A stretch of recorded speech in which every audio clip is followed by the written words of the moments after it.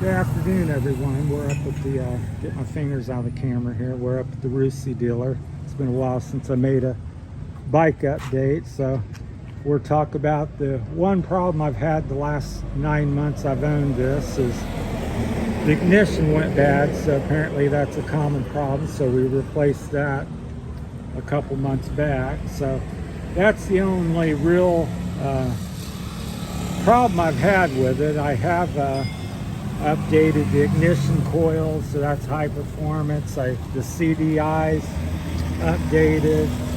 The grips are updated. I put bark busters on it. I've got 1-inch bar risers here on it. LED headlight. So today we adjusted the headset was a little loose, so we adjusted that, and we aligned the forks a little bit, so we loosened the pinch bolts and let the front wheel tire get aligned on the bikes. We did that, realigned that, and the bike has the 21 18-inch wheels on it, so had to put them on it the first month I got it. So this is the 2118 front and back. We also put a fuel filter on it today. So there's the fuel filter. So what we're talking about is going 1350 tooth gear. So an alloy steel rear sprocket. So right now it's at 1343. So we'll walk around here a minute or two. Here's a new, this is the green one I kind of looked at, but they didn't have them in stock when I bought mine. But so maybe my next bike, when they make a 250 or 300, I may get the green one. So it comes with a 16, 18 wheel stock. That's mainly just for people, you know, the Asian market's very short, but I really like this green. Orange and green's my favorite. So it's pretty sharp, but so they come with 16, 18, that's the big wheel package. So we'll walk you around here a little bit and look at them.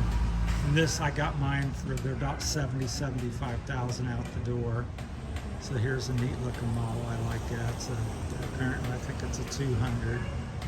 So yeah, Rusi has a lot of bikes, and nothing's terribly expensive. They're all usually around 2,000, under $2,000, which is, I think it's around 80 to 100,000 pesos usually. For some of them's cheaper, but most of them's under 100,000 pesos. So I think I gave 70,000 pesos for mine. So we're just walking around here. So it's a nice big shop. They always work with me. They got a good selection of bikes here, just endless. So got their little scooters up front. Most of them are like 100 to 150 or something. So 2 big rows of the scooters.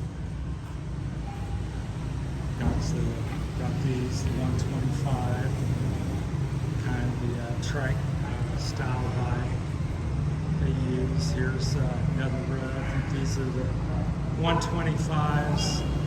So I think they make a 175 on that. So again, they've got, looks like 25, 30, 20, 25 bikes in a row. Here's my cup of tea is the Enduro, the KRY. They make a 150 and a 200. So there's the red, orange, green. So if you're kind of a Honda guy or a gas guy or something, you probably like the red. If you're KTM, you probably like the orange. And if you're a Kawasaki man, then you probably like the orange and the green. So it kind of tells you the date or what year this is. I don't know if that's a 2019 or it's upside down. It's hard to tell. Kind of faded off, but so if you look back here and you see it 2020 or 21, 22, that tells you what year the bike was made, because they write that on the rear fender. But I've been pretty happy with my bike, so we'll walk back around here. Yeah, nice big facility, so plenty of room to work on stuff. Michael's the mechanic here, so he was helping me out today. So we got another row to care-wise. So good selection. Here's 4 more orange ones and a blue one. So if you're a Yamaha person, then you got the blue for you. So good selection. Like I said, 150s and 200s. I like this white bike over here. So it's pretty cool. It's a 150, so that's a nice looking bike. Let's see what the price is on that.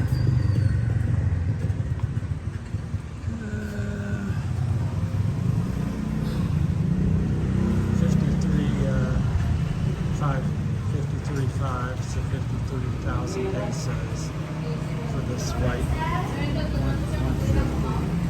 150. So.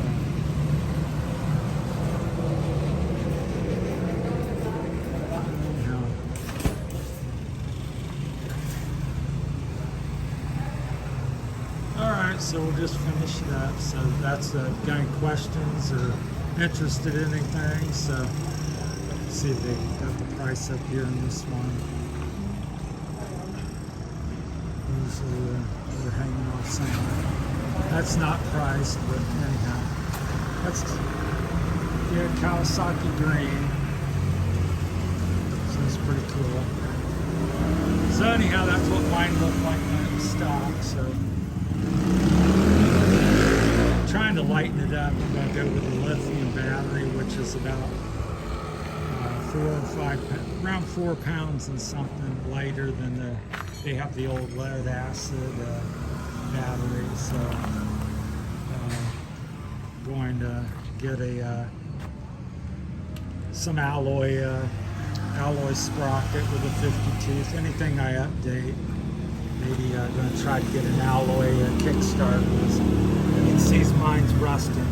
I've never used it yet because it is electric. So, but yeah, just anything. Anytime I upgrade, I want to get an alloy one. So once again, the only problem I've had in the last 8 or 9 months I've owned the Rusi Kry 200 is the ignition, which everybody seems to know and expect that to go bad. So that went bad the first 30 days I owned it, and they put a new one in. I had to pay for it.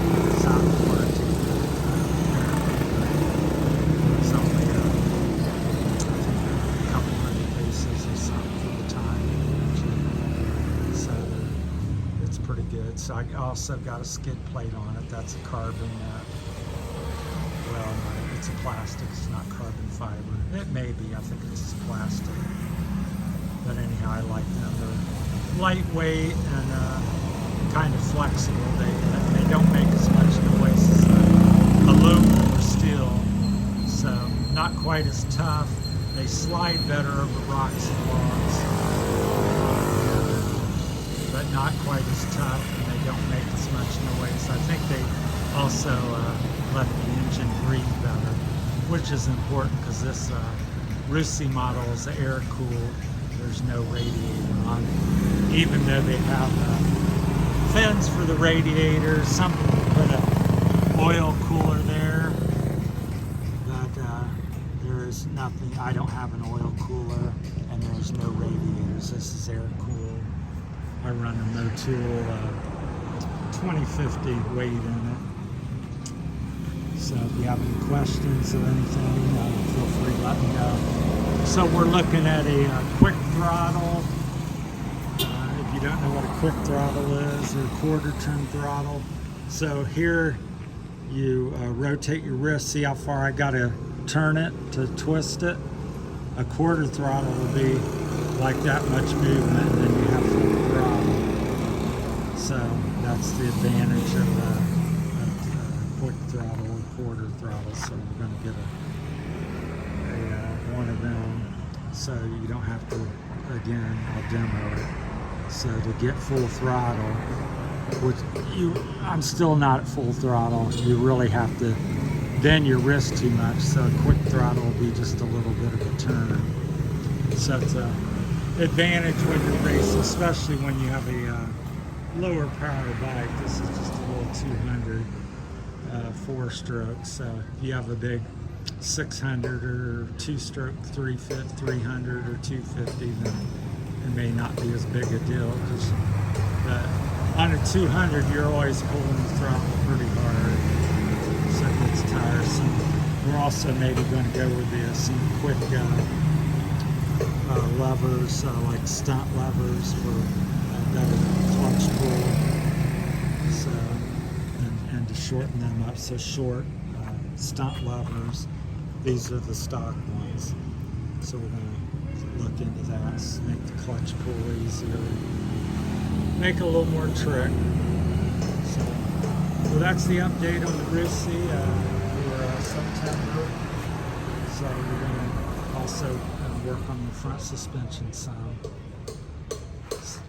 So that's it. So we did a little bit of that today. Like I said, did the headset, tightened it up a little bit. I thought it was a little loose, and then realigned the forks because I thought it was binding a little bit. So we have to go in and do some internal work on it. So that's it from Brocktock Viho Iloilo, Terry's Philippine journey, and the Rusi saga. So, all right, everybody, take care. We'll talk to you later. Thank you.